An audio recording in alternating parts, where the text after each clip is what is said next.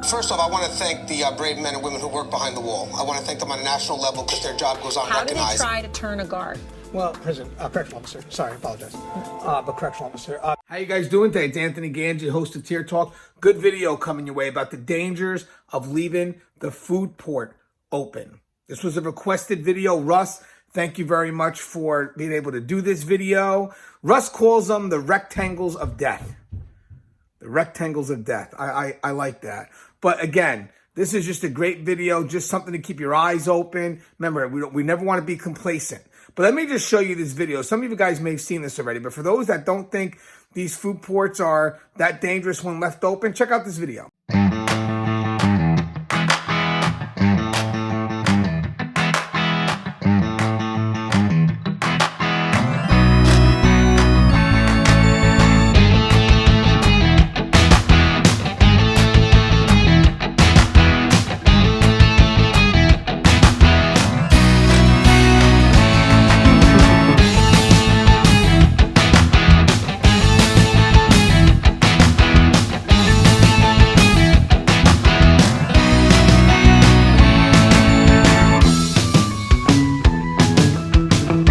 All right, so what I'm going to do is I'm going to bring this to the sponsor, and then when we come back, I'm going to give the video over to Russ. Now, guys, if you haven't, the show Tier Talks for you brave men and women that work in corrections, so please comment, interact, engage, share these videos, like, hit that bell. That bell's going to notify you every time I post up a video. We're going to go to sponsor. When we come back, I give the video over to Russ, and we'll talk about the rectangle of death. I wanted to attend a university that had an intelligence program. I wanted to look at problems different. I wanted to increase my critical thinking abilities. AMU offered those avenues to expand. Obtaining your degree as an adult, you're actually paying yourself and investing in yourself. You can't put a dollar on it, it's priceless. It's something that can never be taken away from you. American Military University. Learn from the leader. Hi everyone, I'm Russ Hamilton. I'm a retired sergeant with California Department of Corrections and Rehabilitation. Hey there, Tier Talk fans. Russ Hamilton from Keepers of Chaos. So, was having a conversation with Anthony Ganji, and he asked me to do a video touching on a particular area of safety and security that he got a request from. So I'm going to do that, but in order to really attack it, I'm going to have to branch out a little bit and talk about a couple of things surrounding it as well. So first things first, there are some things in this profession that can hurt you and maim you that have nothing to do with inmates at all. And one of those things happens to be, doors and, certain ports and things like that. So, one particular safety issue that I always think that people should be cognizant of is where they're putting their hands. You have to be mindful of where your hands are at all times.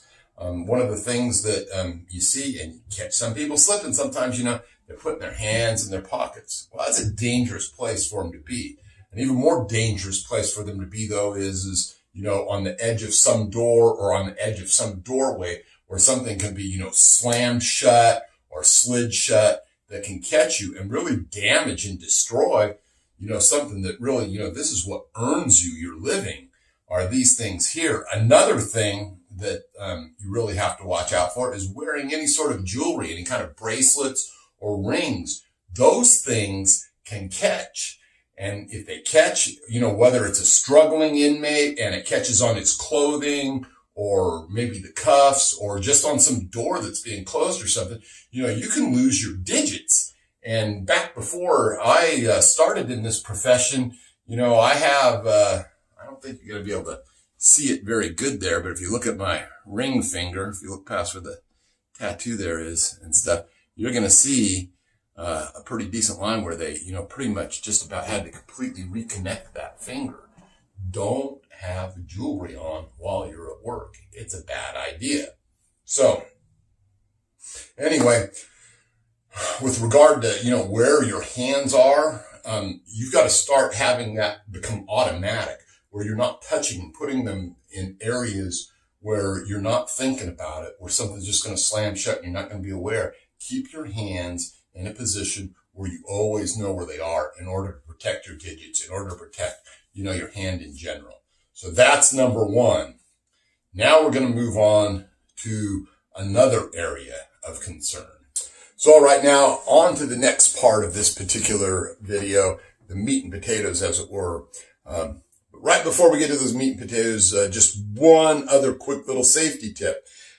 Some of you officers may be new enough that you haven't really thought about this, but when you end up and you're out there and maybe you've got an inmate in a holding cell or something, you want to be careful of any doors that swing out, all right, because they can quickly be turned into a weapon. So if you've got your inmate out there and he's inside that holding cage and he's getting ready to come out, and you go ahead and, key that thing open and you're not paying attention, and he kicks that door open and it smashes into your face. I hope you're not looking back and saying, man, what was it that Hamilton was trying to tell me? All right. Because that's a bad thing. Get your foot up there against that door before you ever pull those keys out, and then unlock it. And then you're safe. If he kicks it, your foot's going to stop it because you're going to have it jammed there. All right. So anyway, I just want you guys to know that you got to be doing these things. You got to be developing habits that are going to be safe and effective so that you do things the same way every time. Because when you do things the same way every time, you're less likely to make a mistake. All right. So now on to the real meat and potatoes. Anthony got this request from someone to do this video. And so we're going to move on to the real heavy duty part of it. So anyway, some people call these bean holes. Some people call them tray slots, cuff ports, food ports, whatever you want to call it. Everyone sees them, they're in all kinds of different cells, especially in the higher security areas where we're running SHU units or administrative segregation or management units of some kind, right? So anyway, I want everyone not to think of them as bean holes. I don't want you to think of them as tray ports or cuff ports. I want you to think of them as the rectangle of death. And I'm very, very serious about this. A buddy of mine, one morning, was feeding, breakfast, and it was his turn to do coffee. We used to have these big, aluminum coffee pots, and they had about a 2.5 foot spout on them. And that, long spout was there so that we could stay back away from the inmates after we'd opened the food port and be able to, pour that coffee to them, in a safe manner. Well, this particular inmate, as he approached that food port, had a really nice long spear inside there, and it came through that food port and caught him in the chest. All right. Now, thankfully, he was wearing his vest, and the vest stopped it, but it was right on the very edge. I mean, if it had been a quarter to an inch further up, he would have taken that spear right through his throat. So there's no fooling around about this.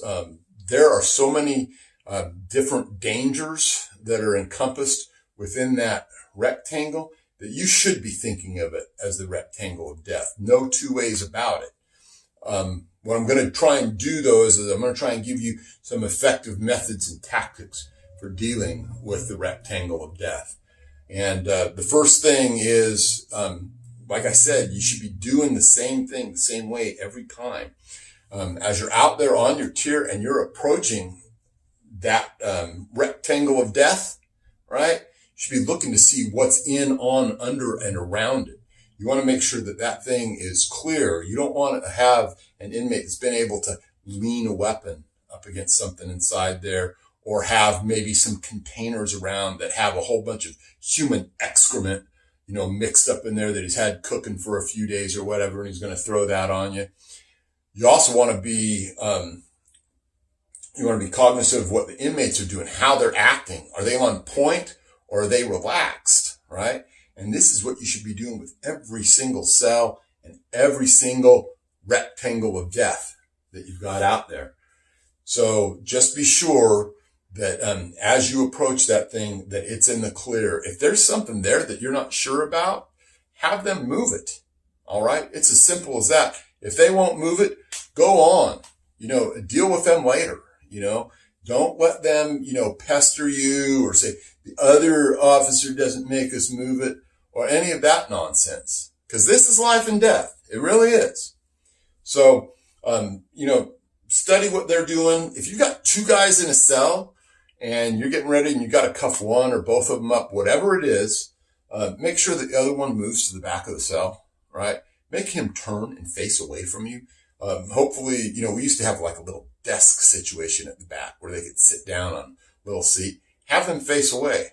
Why do you have them face away? Because it's that much harder to get up and turn around and do something silly, whether it's to you or whether it's to that inmate or whatever else is going on.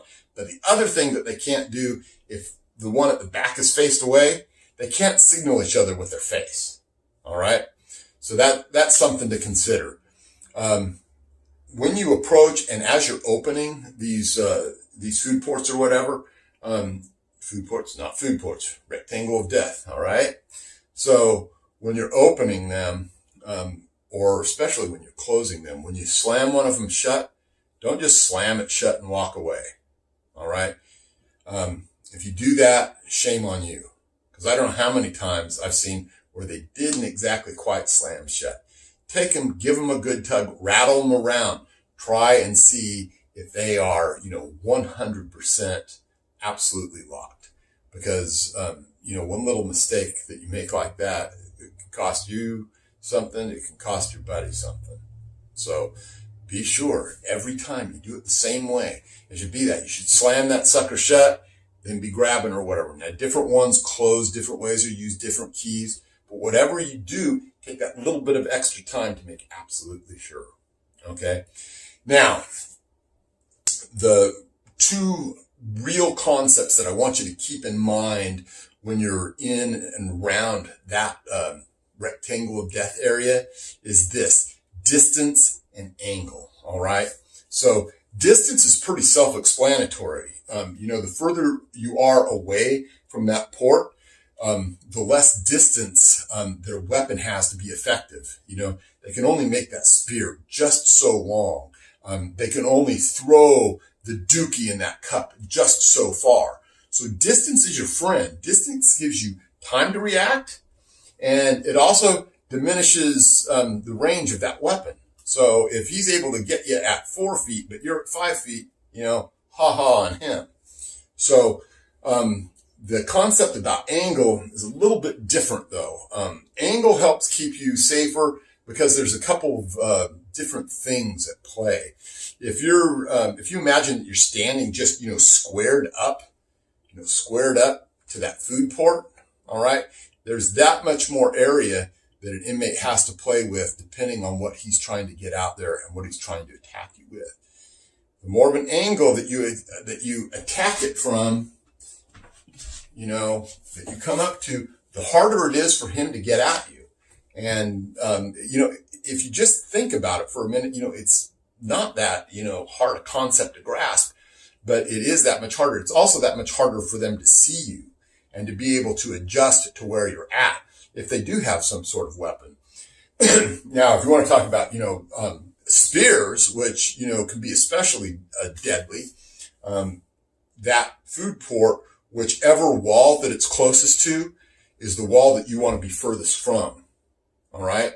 Now, I don't know if anyone can see this. This is just the wall. If the food port was right here, right, and the inmate had a spear and he was going to try and you open that food port, he'd have that much harder time because either the rear of the spear or the shaft or whatever, he'd have that much harder of time because he can't just push it through that wall. He has to push it out the food port first to get you.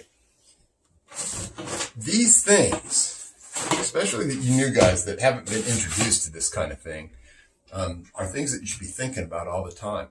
Placing yourself in the best possible position to survive and doing it the same way every time. That way, God forbid if you're preoccupied or complacent that day, because you have been practicing and doing it right, you'll still have some safety. So that's kind of it for, actually being in and around the food port and not actually using it and the things that you have to think about with regard to that. The next part, though, has to do with something that's equally serious, but you have to be able to understand some other concepts. And those concepts are complacency, manipulation, and conditioning. All right. So, you've seen it. I mean, if you've been around this for a minute, you've seen some officer that's just doing an inmate a favor and he's never been any problem before, or this is the way we've been doing it. And, you know what? You key in the food ports, the rectangles of death, and we're leaving the rectangles of death wide open on, 5, 6, 7, 8, 10 guys there or whatever. Because you know why? Because it's hot. They want some cross ventilation, or they want to talk to their buddy across the way, or they want to fish a weapon inside their cell, or they want to sneak a hit kite, that's green lighting staff down to someone else. There are all kinds of nefarious reasons that an inmate would want that rectangle of death open. And you're just going to leave it open for him? That's what you're going to do? Don't do it, people. There is no reason to leave those things open. And I don't care what anyone tells you. Well, we've been doing it that way. We haven't had any problems. Do you know that you haven't had any problems?